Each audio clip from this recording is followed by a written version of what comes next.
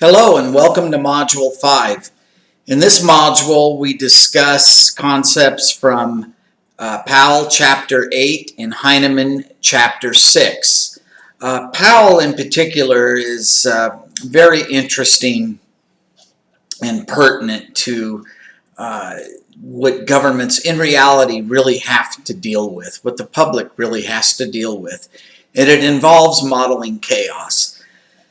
You know, it'd be nice if everything just sort of moved along, at a nice even keel. It was very predictable. We all knew it was coming, whether it's this country or another one, be it in Europe, Africa, or wherever. But we constantly deal with chaos and change. It's a reality. Policies are nonlinear. They're not, straightforward. They don't have a very direct path. If you do step A, then you follow B, C, etc. The key to modeling chaos is adaptation, being adaptable. It's critical. And governments and organizations, and frankly, you could apply this at an individual level, when you're not adaptable, you face problems. Rigidity is not the key when you're dealing with chaos. And especially, when in recent times, the wars that we've dealt with, natural disasters, terrorism. Some feel that global warming is a impending global natural disaster that's already begun. Others don't agree with that. But the fact is there are many things that involve dealing with the unexpected. And these things are serious in nature. The United States government has developed emergency management systems that transfer from the federal government through FEMA down through state governments into counties and cities. I can't think of any city that doesn't have some form of a EMS in place. California does a very good job with EMS readiness.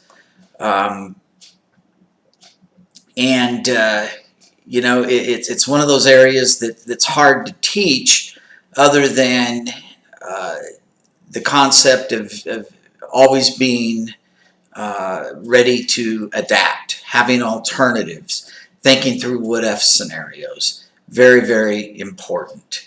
Heinemann, on the other hand, discusses the incremental policy process, which frankly is the way it's usually been for the last, well, certainly since the turn of the century, from the 1800s going into the 1900s, and more so since post-World War II.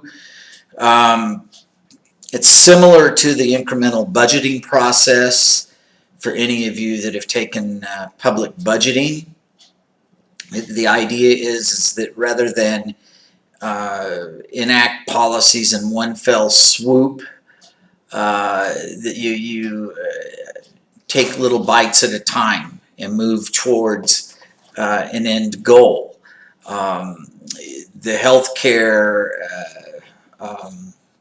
situation in terms of trying to address that at a national level really began in the Clinton administration, and it failed because they tried to accomplish too much too soon. Had to take time and sort of chip away at it. In the Obama administration, this was successful, at least for the time being, and one can argue to what extent it's being dismantled. I think it's a very fluid situation. Healthcare is a wicked problem, as we say. Now, one of the things that's disrupted the incremental policy process, and particularly in recent years, is fragmentation. fragmentation, certainly at the congressional level in the United States, fragmentation that, you know, really probably first occurs in the societal level and then extends into who we tend to elect. It even exists at the executive level. Disagreement on policy approaches. Since the election of 2016, we've seen a great deal of turnover within the executive branch in terms of key appointees. We see significant fragmentation between the Republican and Democratic parties relative to just getting nominees approved. It's quite an ordeal, and Heinemann goes into this in sufficient detail, I would say. So with that, please read these chapters, look through the PowerPoints. I've posted a few additional videos for you to peruse, and we'll be back to you soon. Take care. Bye-bye.